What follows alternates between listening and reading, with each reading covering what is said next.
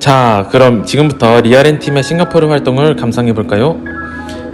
그 전에 먼저 저희 활동의 가이드인 오봉구 씨를 소개합니다. 나는 오봉구라고. 봉구와 함께하는 호커센터 탐방 시작합니다. 싱가포르에서 보자고.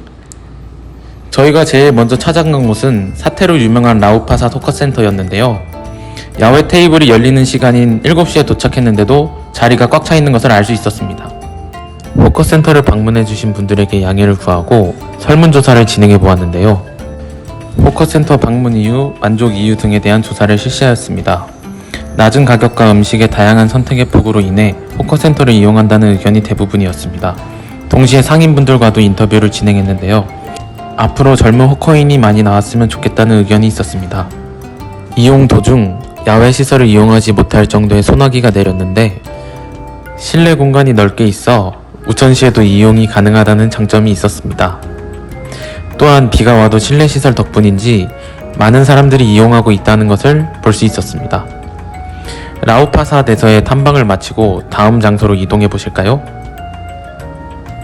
이번에는 KTO에 방문하여 인터뷰를 해보았는데요. 호커센터는 중국, 인도, 말레이시아 등 다양한 나라의 식문화를 동시에 접할 수 있고 기후의 영향으로 외식을 선호하는 중국계 이민자들의 문화적 요소로 인해 생성되었다고 말씀해 주셨습니다. 벤치마킹 여부에 대해서는 한국 전통시장의 경우 배달, 페이 등 시스템이 잘 되어 있기 때문에 충분한 공간만 있다면 가능할 것이라고 하셨습니다. 다음으로 NHB를 방문했는데요. 호커센터는 싱가포르 지역 공동체의 적극적인 참여와 도시적 발전 및 다양한 문화적 배경을 인정받아 등재되었는데요. 등재 이유 중 하나로 위생에 대한 말씀도 해주셨습니다. 실제로 SG 클린 제도를 통해 위생과 안전을 중요시하며 정기적으로 청결 관리를 하고 있다 하셨습니다. 또한 호커센터는 싱가포르 문화의 중요한 부분을 대표하는 공간으로 음식 앞에서는 전 세계가 평등하다 하시며 낮은 가격에 많은 사람에게 제공할 수 있도록 할 것이라 하셨습니다. 호커센터의 역사와 발전 방향에 대해 알 수 있었던 뜻깊은 시간이었습니다. 다음은 NUS의 교수님과 인터뷰를 해보았는데요. 교수님께 촬영 동의를 얻지 못하여 사진으로 설명을 대체하겠습니다. 교수님은 코로나로 인해 디지털의 어려움을 겪는 고령층이 변화에 적응할 수 있도록 젊은 호커인의 양성이 필요하다고 하시며 한국의 경우 상인들에 대한 정책을 만든다면 충분히 가능성이 있을 것이라고 하셨습니다. 또한 호커센터가 오랜 기간 유지되고 확장할 수 있었던 이유로 음식 문화의 보존과 다문화 민족으로 인한 음식의 다양성을 말씀하셨습니다. 다음으로는 차이나타운 내에 위치한 맥스웰 호커센터입니다. 이곳은 치킨 라이스가 미슐랭 가이드로 별 1개를 받은 곳이라 유명해졌다고 합니다.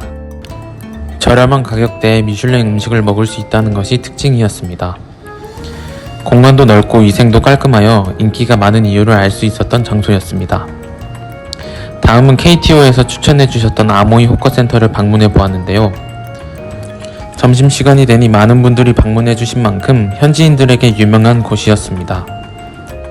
이 호커센터 역시 미슐랭 가이드 빕구르망에 선정된 식당이 있어 저렴한 가격에 싱가포르의 문화가 담긴 음식을 맛볼 수 있었습니다. 트레이를 정리해주시는 분이 따로 계셔서 위생에도 신경을 많이 쓰는 것을 알 수 있었습니다. 다음은 NEA에서 호커센터의 운영 방식과 운영 정책에 대한 자문을 받으러 왔는데요. 누구나 호커인이 될 수는 있지만 위생에 대한 테스트를 통과해야만 운영을 할 수 있다 하셨습니다.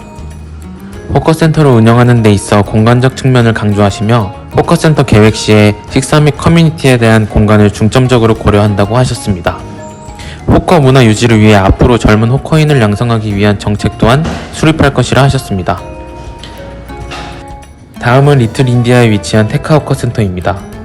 1층은 푸드코트, 2층은 상점들로 이루어진 테카는 싱가포르의 재래시장입니다. 이 호커센터는 바로 옆에 웹마켓이라는 시장이 있는데요. 신선한 야채와 과일들을 판매하는 곳으로 호커센터 한켠에 자리 잡고 있습니다. 하지만 비둘기나 음식을 먹고 난 흔적이 너무 방치되어 있어 위생에는 조금 주의가 필요해 보였습니다. 저희 리아렌의 마지막 여행지인 뉴튼 호커센터를 살펴보도록 하겠습니다. 앉을 자리도 없을 만큼 많은 사람들로 가득 차 있었던 뉴튼 호커센터. 그럼에도 불구하고 깔끔하고 위생적인 부분도 아주 만족스러웠습니다. 하지만 센터 중앙이 뚫려 있어 우천시에는 이용이 불편해 보였습니다. 이렇게 저희의 싱가포르에서의 활동은 마무리되었습니다.